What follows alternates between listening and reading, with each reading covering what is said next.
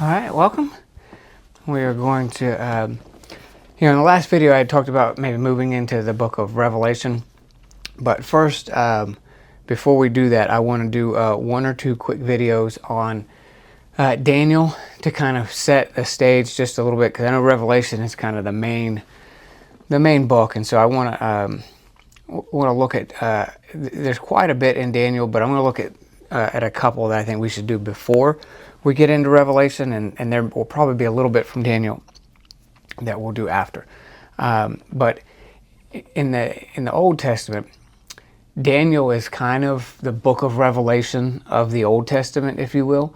So during the life of Jesus and the apostles, there is no book of Revelation, so they don't have that to deal with. And, they might have, in the last few years of their ministry, depending on exactly when John sees this vision, there might have been some overlap. But for the most part, their apocalyptic things, their end times teaching, is coming from the prophets, and particularly Daniel as well. So Daniel was very much the same way we think about Revelation today is probably how they were thinking about the book of Daniel, with all these kind of metaphorical visions and signs, and what means what, and you got this beast here, and you got this golden statue here. So what are the four kingdoms? So if you want to turn to Daniel chapter 2, Nebuchadnezzar has this dream, that Daniel's able to interpret, and in the dream there's this large statue with a head of gold, body and arms of silver, thighs of bronze, and then feet of iron mixed with clay. Right?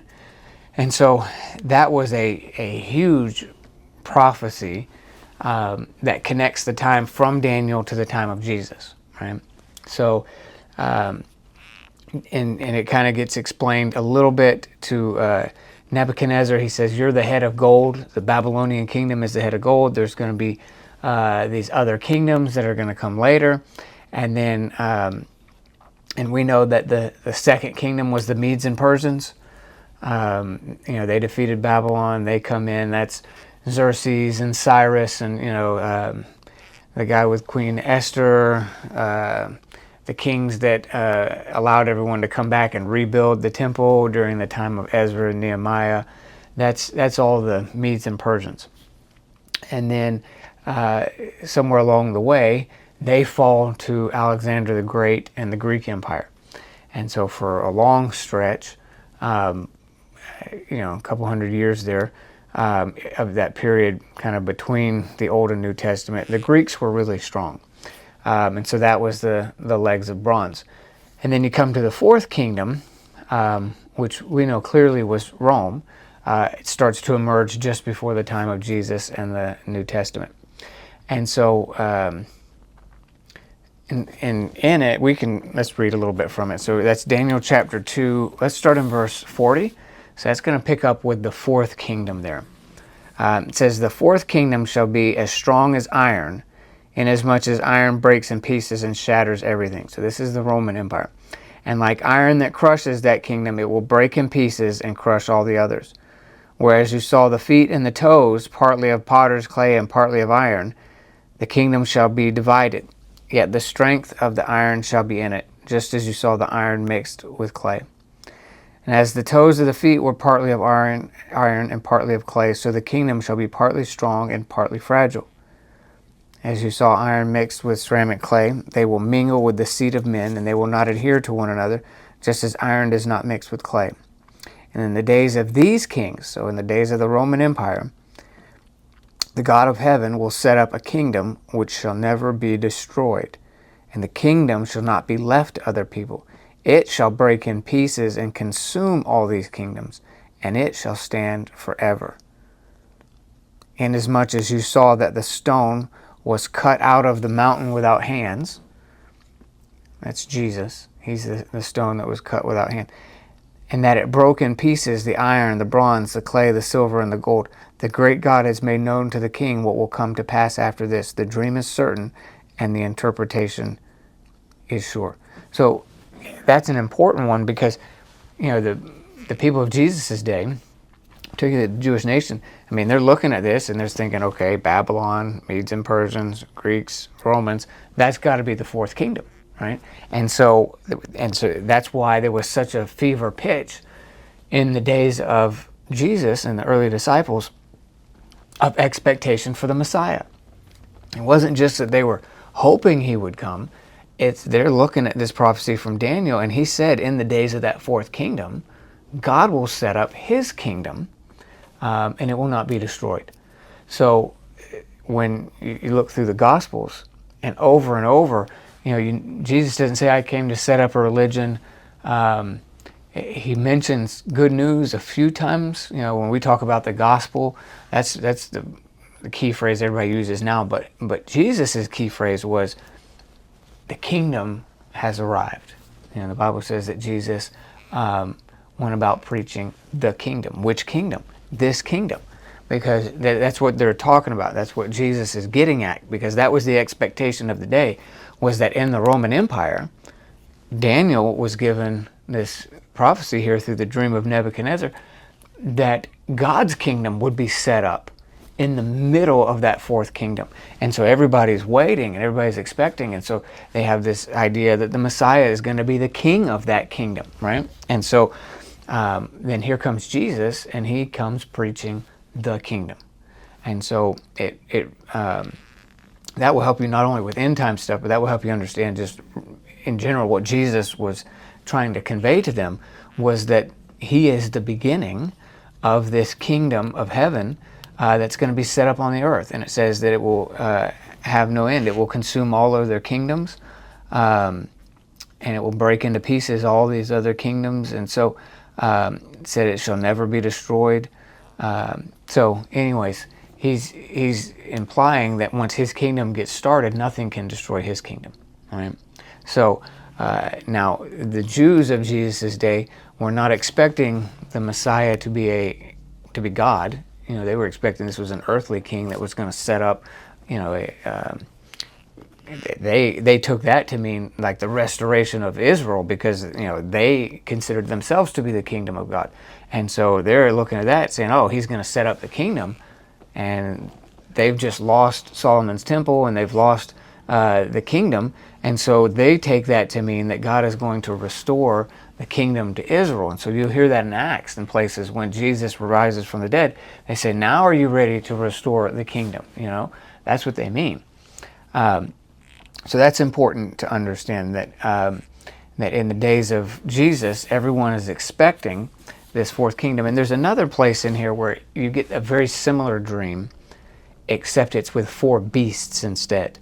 But it's the same four kingdoms, as what's here in this stone. So it's Babylon, Medes and Persians, the Greeks, and then the fourth one is, the fourth beast is the Romans, right? So that's one of the reasons why I wanted to kind of go through this before we get to Revelation, because that kind of gives you some understanding about why he's referring to Rome as the beast that comes on the scene. Because we've talked in the earlier videos that Rome is the beast that's going to come out and destroy the great prostitute, which is Israel and Jerusalem. And so the wording there of why he chooses the wording beast comes from Daniel, because the second time this dream comes around, it's four beasts. And Rome is that fourth final scary beast. It's not like all the others. So when you get this picture of this very similar sounding scary beast coming out that's going to destroy Jerusalem, then anyone that has only had Daniel in front of them their whole life, they're saying, oh, there's the beast. That's the fourth one. That's the one that we were waiting on. It's got to be Rome, right? And so anyways, that will help you to understand a little bit of where that terminology is coming from in the book of Revelation. And then let's also look, I think I'm going to try and do this all in one video. Hopefully it doesn't go too long, but I want to look at also Daniel chapter 9. Okay. And y'all, bear with me. I know everybody's excited about getting to Revelation, but I'm going to be praying about and trying to get the right way for these things to unfold, And so I think a little bit here in Daniel will be good. All right. So Daniel chapter 9, this is one of the other really key visions that Daniel gets that sometimes people take it in what I've called in some of the other videos, like a futurist's viewpoint, where they take so much, almost everything, and make it to that none of it has happened yet, and that we're still waiting on all these end times prophecies. Whereas a preterist just means fulfilled viewpoint, or partial preterist, which means some of it has been fulfilled. A partial preterist viewpoint looks at these and says, now listen, a lot of this stuff has to have already happened, so we need to be able to draw the line here. And so anyways, Daniel is what we're going to get at, is one of those key visions that futurist people that are waiting on an antichrist and all this terrible stuff to happen, they will often come back to this Daniel chapter 9 as as one of their proof texts for why the temple is going to be rebuilt, why the antichrist is going to come in and destroy the temple, and he's going to make a deceptive covenant with all these people and got this whole thing out of Daniel chapter 9. And I want to kind of lay that foundation, because I think that's way off. It doesn't have anything to do with what Daniel is trying to talk about. So at least that's my 2 cents. So Daniel chapter 9, we can go to verse 24.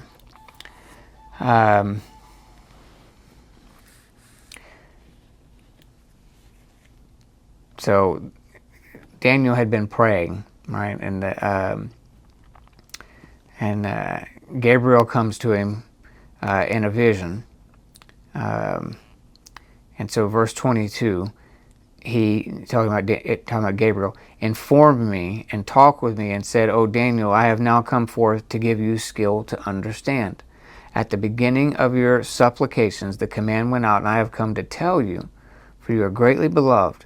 Therefore consider the matter and understand the vision. 70 weeks are determined for your people and for your holy city, to finish the transgression, to make an end of sins, to make reconciliation for iniquity, to bring in everlasting righteousness, to seal up vision and prophecy, and to anoint the most holy. Right? So that's the key part of it, right? At least the beginning part. He's saying there's going to be 70 weeks, and all those things that he just said are going to take place within those 70 weeks. So this is a prophetic 70 weeks, which is not a literal 70 weeks. I think just about everybody is in agreement that in kind of the way that they used to talk back then, 70 weeks is each week is 7 years, right? So 70 times 7, we're looking at 490 years, basically, right? And so just in the way that they would use the terminology, each week isn't 7 days, it's 7 years. And so if you've got 70 of those 7 years, it gives you 490 years, right? And so the people that think this is talking about the future, and the people that think that this has all already occurred, are all pretty much in agreement that that's what he's trying to say. Because when you get down to about 480 something years from this is when Jesus' ministry starts, right? So that's what he's talking about, because nothing happened just 70 weeks after he gets this prophecy. Nothing happened really 70 years after, but 480 something years later is when Jesus comes. And so he breaks this 70 weeks down into 3 groups. He said there's going to be 7 weeks, so by the same thing, that's 49 years. He said then there's going to be a period of 62 weeks, which is 434 years. And so then that gives you a total of 69 weeks, 7 weeks plus 62. So all of it but one. And then that last week, the 70th week, is a final 7 years. So most people are in agreement about the first 69 weeks. It's real clear that from the time Daniel gets this vision to the time of Jesus, or actually the 69 weeks starts from the time that Cyrus gives the command to rebuild the temple. That's what he says in here. But so from the time that the 70 years starts, when they get the command to rebuild the temple, 69 weeks later is right at the beginning of Jesus' ministry. So almost everybody is in agreement that he's saying the Messiah is going to arrive on the scene at the end of 69 weeks. The difference comes with that 70th week, that futurists say, without real strong anything in the scriptures implying this, they say that 70th week didn't happen yet, and that 70th week is something that's going to happen way down the road, and it hasn't happened yet. I would make the case that I don't see any reason to say that it didn't happen. I think it did happen. I think all 70 weeks happened. And so we'll take a look at that. But that's the framework of what we're looking at here. We've got 3 time periods: 7 weeks, 62 weeks, and then one final week, right? So that first 49 years, it says, let's see here, verse 25, Daniel 9:25. Know therefore and understand that from the going forth of the command to restore and rebuild Jerusalem. So that happened in 457 BC. Artaxerxes gives the command to rebuild. And then it says, until the Messiah and the Prince, there shall be 7 weeks and 62 weeks. So he's saying until the Messiah comes, from 457 until the Messiah comes. So that's 483 years later. Depending on how you count that, you're either going to come, because it depends if you count that first year or if it's saying the year after that, or so you're going to be somewhere at either 25, 26, or 27 AD, right? In which one of those 3 years, depending on how different people have different opinions on that. I think Jesus started his ministry right around 26, maybe the end of 25, beginning of 26. Some people think he started his ministry at 27 AD, right? But either way, we're right in that ballpark, that the 483 years from 457 BC, when Artaxerxes gives the command, 483 years later, puts you right in that year that Jesus started his ministry, right? So that's clearly what he's talking about, and that's exactly what he says. He says it'll be 69 weeks until the Messiah comes, right? It says the street will be built again, the wall, even in troublesome times. And so that is what happened. They rebuilt everything. They rebuilt the wall, they rebuilt the city, they rebuilt that main street that goes right up to the temple. Everything got rebuilt, even though it was still somewhat troublesome times because the Romans had conquered them. I mean, they're a conquered people, right? And so all the way through, if they were conquered, it generally meant things weren't going good, right? But he's saying here, even though they're conquered, they're still going to be able to rebuild everything. And that's exactly what happened under Herod the Great. Even though Rome was in charge, they were allowed to rebuild the temple, fortify the walls, build up defense systems all over Israel. They were able to rebuild everything, even though in some respects it was troublesome times, right? And it says, after the 62 weeks, this is verse 26, the Messiah shall be cut off, but not for himself. So if the 62 weeks, which comes after the 7, so really we're at 69 weeks, he's saying the Messiah will be cut off. Right? So if Jesus starts his ministry around 26 AD, and it's saying that after that, that's the end of week 69, it's saying after that, after he started his ministry, what's going to happen is the Messiah is going to be cut off. That means killed, right? And so this is a very clear, to the year almost, prophecy of the beginning of Jesus' ministry. And then he says, not long after that, he's going to die. So that's one of the reasons why Jesus is telling them, you guys should have been able to see from this, from what we gave you here in Daniel and from the Old Testament prophets. You should have seen that the Messiah was going to have to die. I mean, it says it right there that in 483 years the Messiah is going to have to die. And the people of the prince who is to come shall destroy the city and the sanctuary. So the prince that's to come, that's that fourth kingdom that's reigning while the Messiah appears.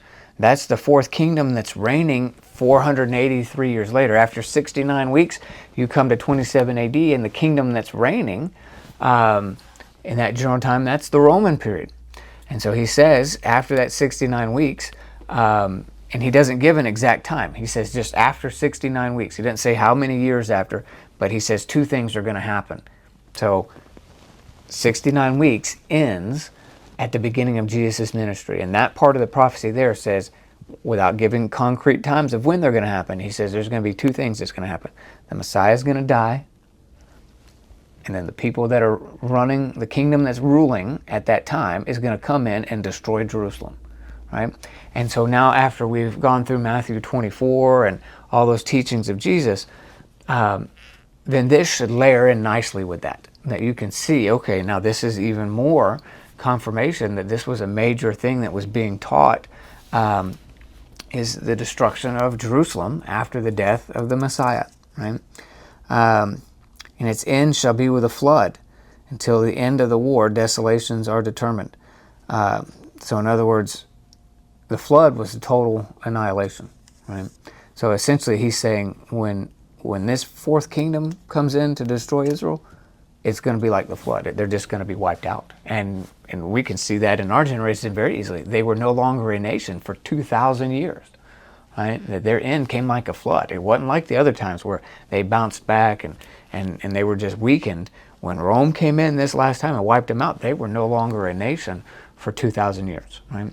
And so everything that Daniel is saying, which we would expect, is coming together perfectly. So we know whatever Daniel says is going to come together perfectly. Just the question is, are we understanding it perfectly? And so as you can kind of go through this, hopefully after hearing everything taught about Jesus and all this other stuff, this just falls right in line for you. Right? Then 27. So this is where, for some unknown reason, the majority of biblical scholars at this point say that verse 27 is about the Antichrist. And it's describing what the Antichrist is going to do at the end of times, when there is no mention of an Antichrist anywhere in here. And the only one that they're really talking about for the most part is the Messiah. All the way through this, he's talking about what the Messiah is going to do. Now some of them say, oh, the prince who is to come is going to destroy the city and the sanctuary. And some people call that the Antichrist, but I think it's pretty clear that he's saying right after the 69 weeks, you're going to see two things. The Messiah is going to die, and Jerusalem's going to be destroyed, and it's going to be wiped out totally like if it was a flood.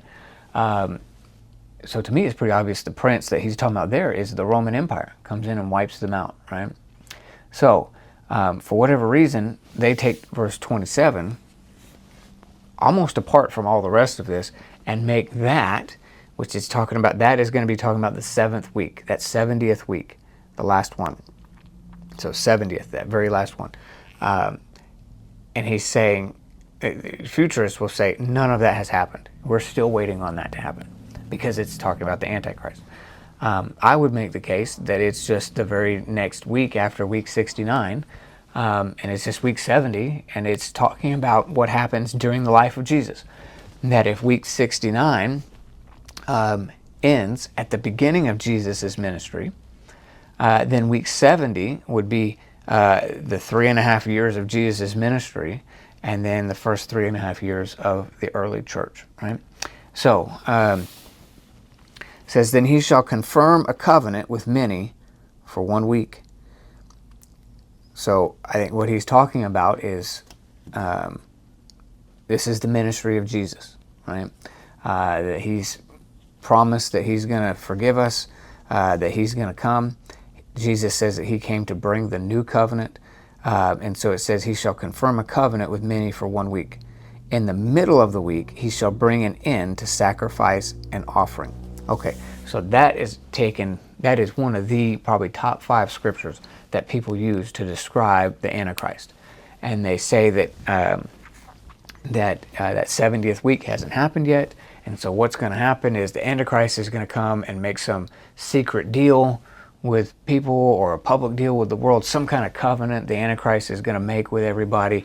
But in the middle of that, he's going to destroy the temple, which that's what they think it means when it says bring an end to sacrifice and offering, that he's going to destroy the temple. And then they'll point to it and say, all the people expecting a third temple point to that and say, see, how can the Antichrist destroy the temple if they don't rebuild it, And so it's just kind of this circular thing. And so they would teach that the Antichrist comes with some kind of deceptive covenant that he fools the world with, and then in the middle of that covenant, which is 3.5 years in, he destroys this newly rebuilt Jerusalem temple so that they can no longer offer their sacrifices. And then on the wing of abominations will be one who makes desolate, even until the consummation which is determined is poured out on the desolate. And so basically, they take that whole thing as saying, Antichrist comes right in the middle, he destroys this newfound temple. And so you get the people that are expecting a third temple, this is one of their main scriptures. You get the people expecting an Antichrist, this is one of their main scriptures. And I don't think it has anything to do with that. I think what he's saying when he says, in the middle of this week, where this one comes, I think it's talking about Jesus. The one that comes to confirm a covenant with many is Jesus. Jesus is the one that's coming to bring the new covenant. I don't think he's talking about an Antichrist at all coming to confirm some secret covenant with the world. I think what he's saying is the Messiah has come to confirm a covenant. That was what Jesus' ministry was that we could never have a firm established covenant because it was always based on our works and what we had done.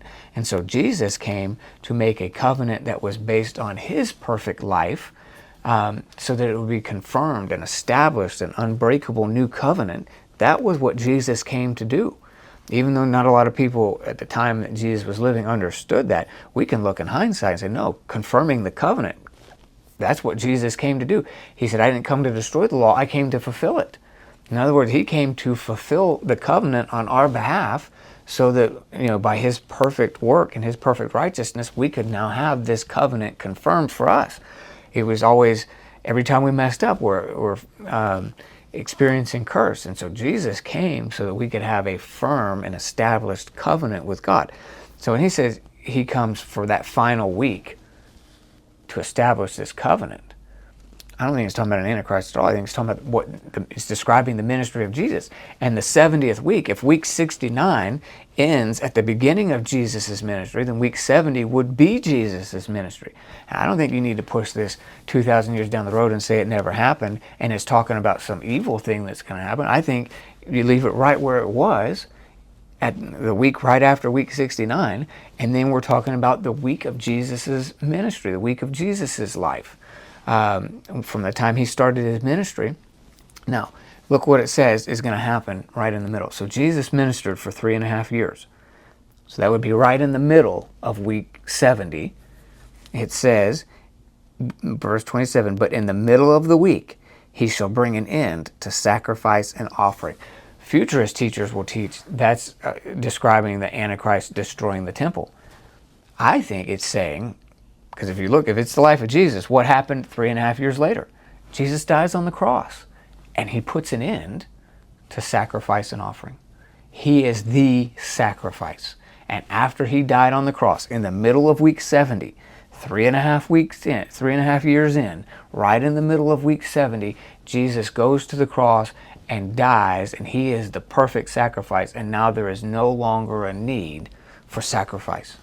And all those sacrificial offerings, all the sacrifices they were making, it came to a stop at the life of Jesus. Now, that doesn't mean that there wasn't Jews that still offered sacrifices afterwards, but it had no bearing on anything, and it wasn't anything God was asking for, because from the time that Jesus went to the cross, there is no longer any sacrifice remaining.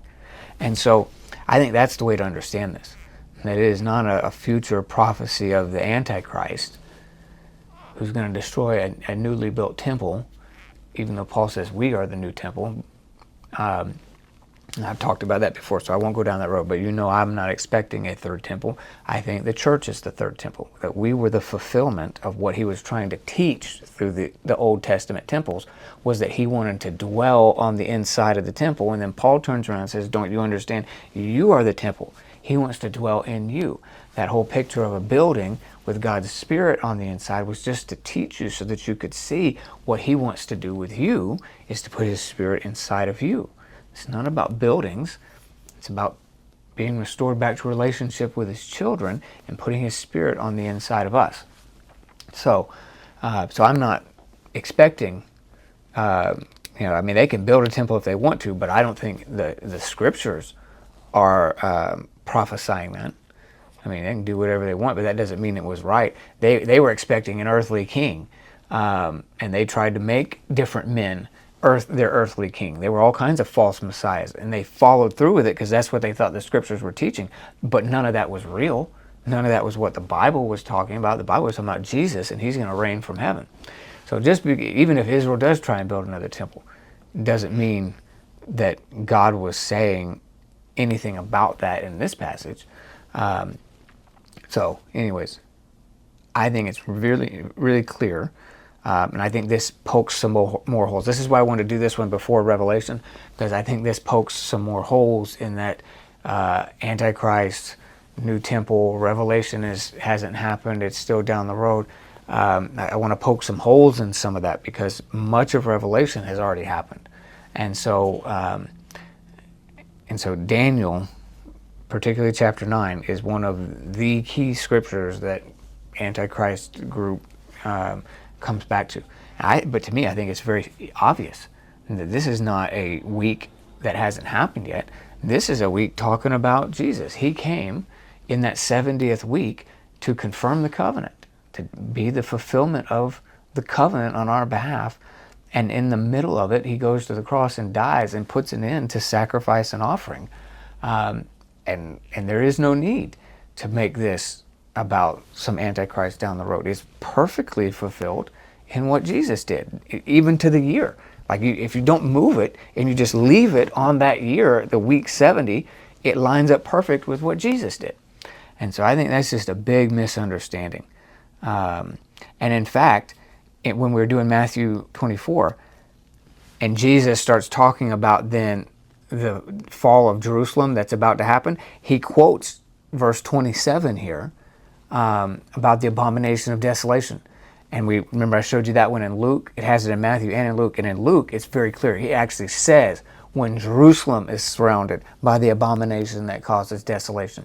So it makes it even more clear, even than Matthew's, that what this is talking about is the destruction of Jerusalem that's going to follow after they kill the Messiah.